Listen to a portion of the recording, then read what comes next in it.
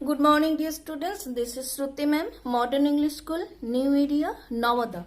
Today is Wednesday, so today we will learn footprints without feet. And already we have started one chapter, that is the making of a scientist, and that here in this chapter we are learning about the scientist Richard A. Bright.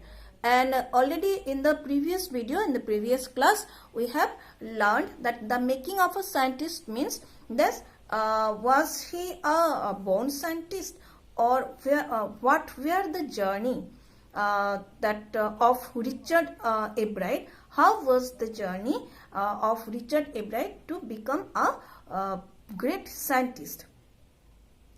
And already we have come to know that where he was staying, and that his mother was a great encourager to him, and that from his childhood he was a good observer and collector, and he along with other things he started collecting butterflies. And so that Richard's mother she presented him a book named The Travels of Monarch 10. The Travels of Monarch 10, that is the monarch is a butterfly. So, and in this book actually it was a research by Dr. Frederick A. Arkuhar in that Toronto University, Canada. And at the end of the book, he invited Arkuhar invited the collectors, means whoever collected butterflies, to contact with him and to write with him and to let him know the results. So Richard A. Bright's mother wrote Dr. Arkuhar. Now we will learn, step by step we will know that we will learn that what Richard A. Bright did. So naturally now Richard A. Bright, he started that tagging the butterflies, and with a very light adhesive he started tagging the butterflies. Why? Because that there are lots of butterflies, and how we will come to know that the travels of monarch means that how far a butterfly is traveling. So how you will know? Then when you will catch a particular butterfly and you will tag, then only you will be able to understand that this is the same butterfly, and that butterfly was there, and up to here, from that place to this place, this butterfly had traveled. Only that way you will be able to understand. So this A. Bright, he had started tagging, but when he had started tagging, then he came to know that he realized that years after years he started tagging, and it was a very tiresome job, and he got nothing, no result came to him, because that only 2 tagged butterflies he got, and that those butterflies travel 75 miles. Okay, so then the more anyone will collect the butterflies and will be able to tag, then they will be able to, anyone will be able to know that how much the butterflies traveled. And another thing was that Richard A. Bright could not collect many butterflies, because if you run after butterflies, will you be able to collect more butterflies? No, that you will run and the butterflies will fly. So it was not possible for Richard A. Bright. So what he thought, that he just caught that female monarch butterflies, and then he made a basement.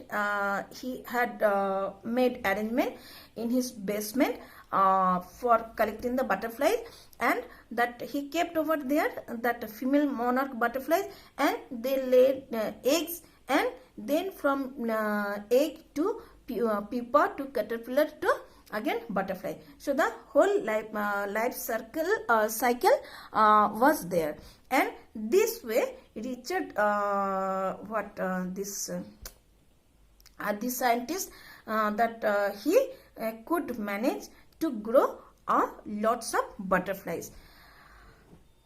Okay, so this was the methods of that Ebrard's collection of butterflies, and his research, his observation. Richard Ebrard, he knew that to get recognition that as a scientist, or he is doing some scientific work, then what he had to do? He had to participate in the science fair. So when he was in 7th standard, he participated in that county science fair, and there he had shown that frog cells under the slide, but he did not get any prize, and he was totally failed. So he was very much disappointed. But as he joined over there, took participation, then only he came to know that science fair means that not to show the displays only. He had to do something original of his own. He had to just show something new in the fair. So then Richard Ebrard, he got the idea. Next, what he did, he knew that one research he had started to make, that was that monarch was a butterfly and it was not spreading well. Why? That was it the cause that the larvae of the monarch butterflies were getting affected by the presence of beetle. When he had done that, he saw that there was no effect. So in the presence of a beetle insect, that larvae of monarch was not getting affected. So it was not the reason that monarch butterflies are not getting spreading, increasing in number due to this reason. When he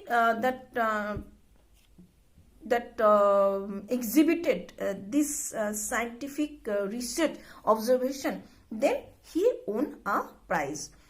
And from there he got naturally he was encouraged. Another thing was that there was another butterfly named Viceroy butterfly, and that Viceroy butterfly was looked like monarch butterflies, but that birds, that why the insects they decrease, because that different birds, different insects they eat.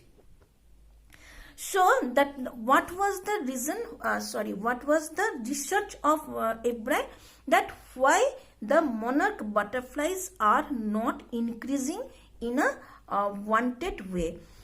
So first research was that in the presence of beetle insects, that the larvae of monarchs were not getting affected. So there must be the another reason. So what was the another reason? Another reason was that there was another butterfly that looked exactly like monarch. The name of that butterfly was Viceroy butterfly. Monarch butterflies were not tasty, so the birds are not eating monarch butterflies, but the Viceroy butterflies were very much tasty. So that's why the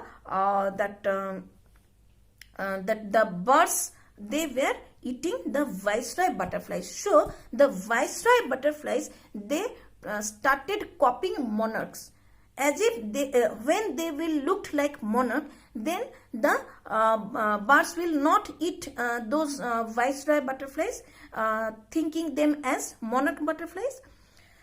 So what was the another reason? That another reason was that there was a bird named starling. This bird these birds do not eat that viceroy butterflies, and these birds don't have the taste like other birds. They have different taste, and they liked to eat monarch butterflies.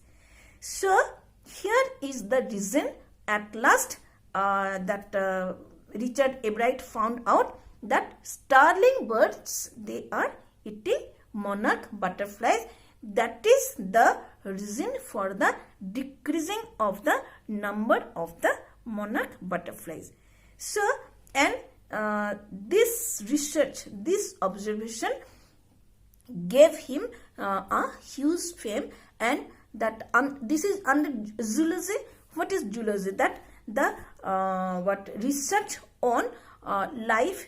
So this was the research on monarch butterflies. So in the department of zoology,